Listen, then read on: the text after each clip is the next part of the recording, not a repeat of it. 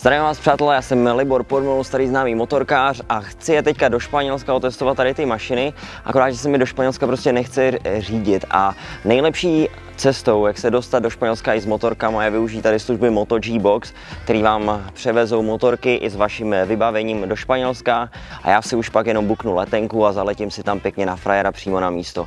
My motorkáři jsme na naše dvoukolé miláčky extrémně opatrní a stejně tak jsou kluci z MotoG-Boxu. Motorka je perfektně upevněná, je to velice bezpečná doprava, nedrží to ani za tlumiče, ale takhle pěkně z boku, takže se vám nepoškodí vůbec tlumiče, prostě bezpečná doprava až do Španělska. MotoG-Box má taky svoji aplikaci. Každá motorka dostane svůj QR kód a vám pípne SMS, když je motorka naložena, když dorazí do Malagy a kdy je připravena k vyzvednutí. A moje motorky budou celou cestu až do Španělska díky klukům z MotoG-Boxu jako v bavlnce. Díky moc. Taky díky. Tak přátelé, máme za sebou 3,5 hodinový let, asi 5 minut Uberem a už jsme tady v Malaze, v centrále MotoG-Box a jdeme si vyzvednout naši mašinu, která přijela z Prahy a strávila na cestě nějakých 2700 km. Tak jdem na to. Motorka vypadá, že je stejně krásně uvázaná, jako jsme ji odevzdávali klukům v centrále v Čechách MotoG-Boxu, takže měla určitě příjemnou cestu.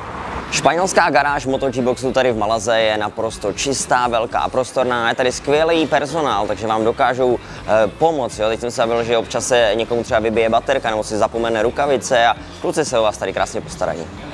Tak, jak vidíte, přátelé, stejně jak jsem si botičky uvázal na mašinu v Čechách, tak je mi přiveženo. Tady mám i vlastně celou kombinézu od PSI a i helmu tady mám, takže ready to go, proto jsem přijel jenom v kraťasích a v tričku, protože už tady všechno mám přivezený.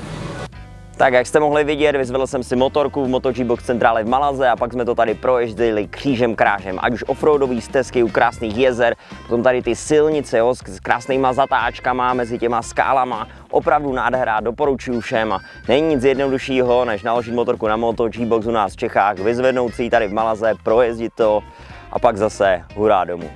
Tak přátelé, 6denní natáčení za námi a vracíme úplně v pořádku motorky, zase bez starostí, jenom to sem dotlačíme. Kluci tady z místního MotoG-Boxu už to všechno naloží. Chtěl bych poděkovat moc MotoG-Boxu za tuhle službu, protože nám to opravdu pomohlo s natáčením a bylo to všechno jednoduché a skvělé. Taky poděkovat klukům tady ze španělských základny, protože když jsme měli trable s motorkou, tak přijeli v 8 večer a pomohli nám to dát dokupy, takže parádní servis a budeme se těšit na příště.